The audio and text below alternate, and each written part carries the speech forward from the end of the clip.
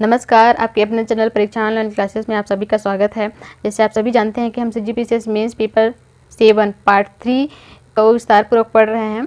अभी तक हम इसे जो सिलेबस से संबंधित बहुत सारे टॉपिक है वो देख चुके हैं और आज हम जो देखने वाले हैं, अभी तक हम कौन कौन से टॉपिक कंप्लीट कर चुके हैं। जैसे कि भारत में मानव संसाधन विकास, भारत में कुशल मानव संसाधन की उपलब्धता, भारत में मानव संसाधन की नियोजितता एवं उत्पादकता, रोजगार के विभिन्न चलन, मानव संसाधन विकास में विभिन्न संस्थाएं एवं परिषद।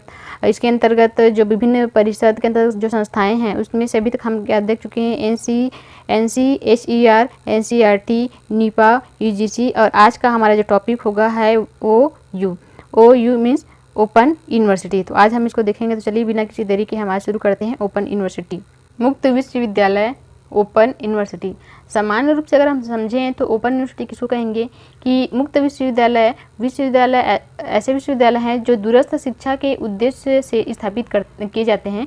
इस प्रकार के विश्वविद्यालय यूनाइटेड किंगडम, भारत तथा अन्य देशों में कार्य कर रहे हैं। एक तरीके से हम देखें कि ऐसे विश्वविद्यालय जहाँ पे सामान्य विश्वविद्यालय या सामान्य जो विश्वविद्यालय या कॉलेज हैं वो उनकी पहुंच नहीं है, वहां तक अपनी सेवा देना जिससे कोई भी शिक्षा से वंचित ना रहे, ये इसका एक उद्देश्य है।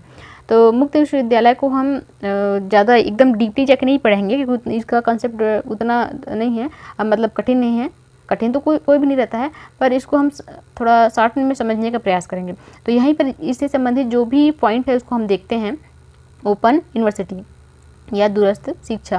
ओपन यूनिवर्सिटी जो मुक्त विश्वविद्यालय है तो मेन काम क्या है, दूरस्थ शिक्षा, मतलब दूर शिक्षा को पहुंचाना, एक काम तो ये है। दूसरा है कि जो प्रवेश या नामांकन में खुली नीति को अपनाता है, या सामान्य स्थिति में जहां पर कॉलेज या महाविद्यालय में जो एक नीति होता है एडमिनिस्ट्रेशन का, तो उसमें थोड़ा सा शिथिलता दी जाती है, छूट दी जाती है। तो क्योंकि कुछ ऐसे होते हैं जो औपचारिक योग्यता जिनके पास नहीं होती है किंतु अपेक्षित आयु हो चुकी है, ऐसे व्यक्ति जो इनका आयु हो चुका है लेकिन फिर भी वो पढ़ना चाहते हैं, उनके पास ऐसी योग्यता नहीं है लेकिन फिर भी वो पढ़ना चाहते हैं, तो ऐसे व्यक्तियों के लिए सामने आता है आपका ओपन यूनिवर्सिटी। उसके बाद इसके लिए क्या है, ये पाठ्यक्रम छात्र के सुविधानुसार चलाता है। मतलब ऐसे नहीं है कि आप जैसे सामान्य कॉलेज में क्या रहता है, एक रिस्ट्रिक्शन रहता है, वो रिस्ट्रिक्शन इसमें नहीं होता है। तो अपने सुविधा अनुसार जो भी विद्यार्थी है अपना कोर्स लेकर के इसमें पढ़ सकता है। दूसरा क्या है, इसमें इसमें एक तरीके से फ़ायदा है कि देर से पढ़ाई शुरू करने वालों के लिए ये ओपन यूनिवर्सिटी। उसके बाद जिन व्यक्तियों को वो पास उच्चतम शिक्षा साधन नहीं है, पहुँच नहीं है, उनके लिए एक महत्वपूर्ण मतलब मंच बन के सामने आता है। और जो व्यक्ति सेवारत है, किसी कार्य में है, फिर अपने प्रमोशन के लिए या अपने योग्यता को बढ़ाने के लिए वो आगे पढ़ना चाहते हैं लेकिन नौकरी पेशा होने के कारण नहीं पढ़ पा रहे हैं, तो उनके लिए ये एक महत्वपूर्ण मंच है। उसके बाद शैक्षिक योग्यता बढ़ाने के लिए इच्छुक है। ये सारे कार्य मुक्त विश्वविद्यालय के कारण ही संभव हो सकता है। तो अभी तक 14 मुक्त विश्वविद्यालय हैं और इसमें से 75 नियमित विश्वविद्यालय हैं। अभी तक इनकी संख्या याद रखेंगे। और एक चीज़ और है, मैं इसके पहले वाले क्लास में आप लोगों को बताना भूल गई थी, जिसमें हम लोग UGC पढ़ रहे थे, तो उसमें संबंधित जो डाटा है, क्योंकि कई बार क्या होता है विद्यालय है, महाविद्यालय है, उनकी संख्या कम ज़्यादा होती रहती है। तो उसको आप जब भी एग्जाम देने जाएँ तो उसके पहले एक बार अपडेट जरूर कर लें, क्योंकि डाटा क्या है, चेंज होते रहता है, तो आप एक बार क्रॉस चेक जरूर कर लें। तो इसको भी जैसे अभी के डेट में तो ये अपडेटेड है, लेकिन जब भी आप एग्ज़ाम देने के लिए मेन आंसर राइटिंग करने के लिए जाते हैं या कोई भी आप एग्ज़ाम दे रहे हैं तो वहाँ पर इस डाटा है उसको क्रॉस जरूर चेक कर लें। भारत में जो मुक्त विश्वविद्यालय कौन कौन से हैं उसको देख लेते हैं।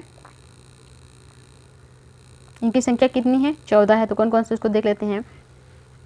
एक तो है, सबसे पहले तो है डॉक्टर PR अम्बेडकर मुक्त विश्वविद्यालय, सबसे पहले 1982 में आंध्र प्रदेश में खुला था। उसके बाद दूसरा जो है इंदिरा गांधी राष्ट्रीय मुक्त विश्वविद्यालय, खासकर हम लोग इग्नू के नाम से जाना जाता है, उसको बहुत लोग सुनते हैं, जानते हैं, लगता है केवल एक ही है, लेकिन सबसे पहले जो स्थापना आंध्र प्रदेश में हुआ था डॉक्टर BR अम्बेडकर, उसकी स्थापना हुई थी। दूसरे नंबर पर आपका है इंदिरा गांधी राष्ट्रीय मुक्त विश्वविद्यालय दिल्ली में है।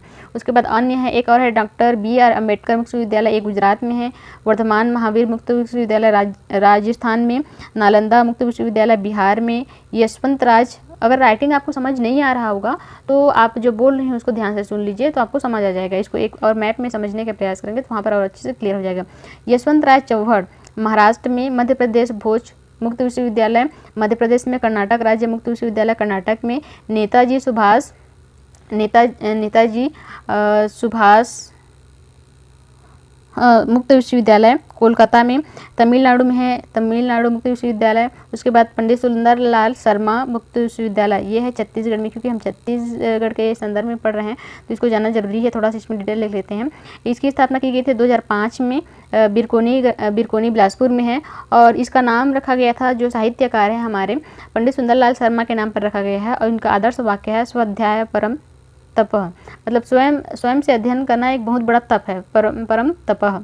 उसके बाद है नेक्स्ट उत्तरांचल मुक्त विश्वविद्यालय उत्तराखंड में। और के हैंडकी, ये असम में है मुक्त विश्वविद्यालय। और राज श्री टंडन मुक्त विश्वविद्यालय है उत्तर प्रदेश में। तो ये 14 जो मुक्त विश्वविद्यालय हैं ये प्रमुख हैं।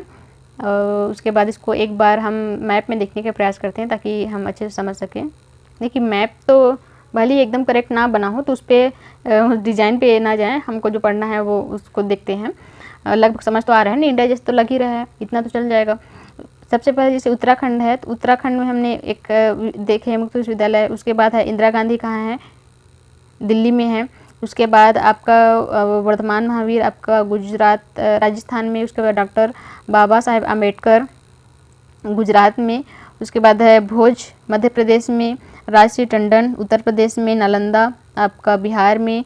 असम में के हैंडके। उसके बाद छत्तीसगढ़ में पंडित सुंदरलाल शर्मा। नेताजी सुभाष चंद्र बोस आपका है पश्चिम बंगाल में। उसके बाद कर्नाटक राज्य आपका कर्नाटक में। डॉक्टर BR अम्बेडकर आपका आंध्र प्रदेश में। उसके बाद तमिलनाडु में है आपका तमिलनाडु राज्य मुक्त विश्वविद्यालय। तो ये इस तरीके से आज का जो हम देख रहे हैं मुक्त विश्वविद्यालय, तो इसमें ज़्यादा उतना कुछ नहीं है। सबसे पहले हमको बस ये जानना है कि मुक्त विश्वविद्यालय क्या है। तो आज के लिए आप लोगों का क्वेश्चन ये है कि जिसको आप कमेंट बॉक्स में ज़रूर कमेंट करके बताएं, क्योंकि ये ज़रूरी है। जो आप लिखेंगे उसको आप लंबे समय तक याद रहेगा और आपके लिए फ़ायदा है। तो आपको कमेंट बॉक्स में लिख के बताना है मुक्त विश्वविद्यालय क्या है। 30 वर्ड्स में आप अपने शब्दों में लिखने का प्रयास जरूर करेंगे। उसके बाद आप अन्य क्वेश्चन यहाँ से जो बनने की संभावना है अपने नोट्स बुक में जरूर लिख लें। मुक्त विश्वविद्यालय के क्या उद्देश्य हैं, समझाइए। 30 वर्ड्स। भारत में संचालित किन्हीं 5 मुक्त विश्वविद्यालय के नाम लिखिए। 30 वर्ड। उसके बाद दूरस्थ शिक्षा से आप क्या समझते हैं, इसको आपको लिखना है 30 वर्ड में। उसके बाद लास्ट क्वेश्चन है छत्तीसगढ़ में संचालित मुक्त विश्वविद्यालय के बारे में समझाइए, इसको आपको लिखना है 60 वर्ड में।